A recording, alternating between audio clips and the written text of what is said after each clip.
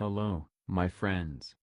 In this video cycle, I want to introduce my philosophical system to you. First, it is necessary to determine the place of philosophy among other cultural phenomena of this world. Philosophy is not science, not religion, not art. However, great thinkers are no less significant for humanity than great scientists, great artists, and great religious figures. Back to the concept of culture. Culture is the human activity, connected with production and consumption of objects of culture. And the object of culture is the product of human activity based on the perception of objects of the external world. In other words, the external world, reflected in the mind of a person, turns into objects of culture. Each object of this world has its sizes, external and internal. External sizes is the physical one. The internal sizes of an object are equal to the volume of its internal content. And this volume, in turn, is equal to the number of definitions that can be given regarding this object. The physical sizes and sizes of the inner content of the same thing often do not coincide. A lot of things are in the world. There are externally very small objects with a very large internal content. For example, some notions designated by words, God, the truth, the love, the freedom, and vice versa. There are externally big objects having small content, because their insides have been studied by science most fully. If the object looks the same from all conceivable points of view, then it has very little inner content. Absolutely small, not having any internal content, an object is a dot. If an object has a large internal content, then each individual person will see only one part of the inner content of this object. Depending on which point of view, on which position in this world, this person is located. The largest object is the world that contains everything that exists. At a sight on this world, everyone will see something personal.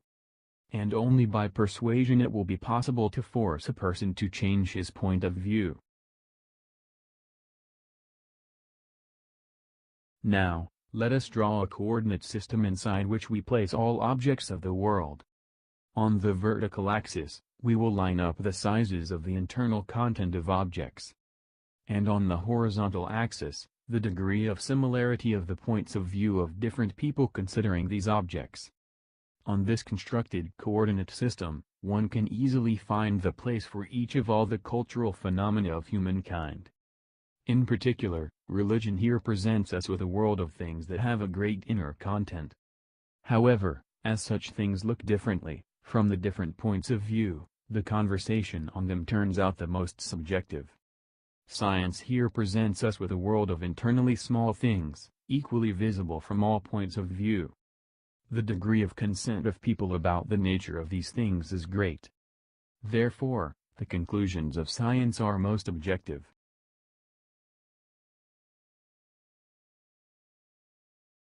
Both in scientific theories and in religious sermons, in practice, it is told about everything. However, this is delusion. Each object of the studying, science sees only as the simple sum of primary smallest, most objective elements. And religion, on the contrary, in every smallest element of being, sees only a piece of the largest one. And nothing more.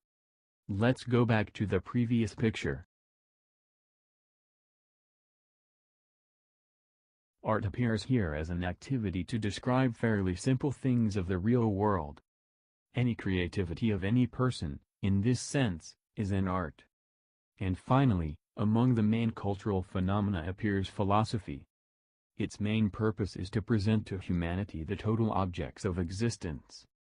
But it need to do this in such a way as to achieve the maximum possible public recognition of the truth of its conclusions. As we showed earlier, this is fundamentally impossible, since total objects that have large sizes of internal content are perceived by all in different ways.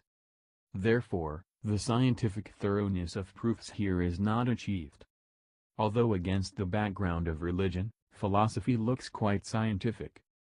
Degree of persuasiveness of the philosophical truth is higher than the truth religious.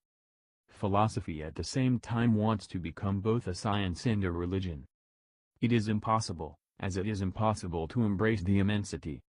But, applying both a religious and a scientific approach to creating images of the real world, philosophy turns not only to the mind of its audience, but also to their heart.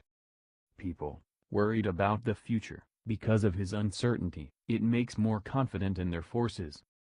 People who are tired of life, because of its meaninglessness, it leads to God. And this is its significance for the human race.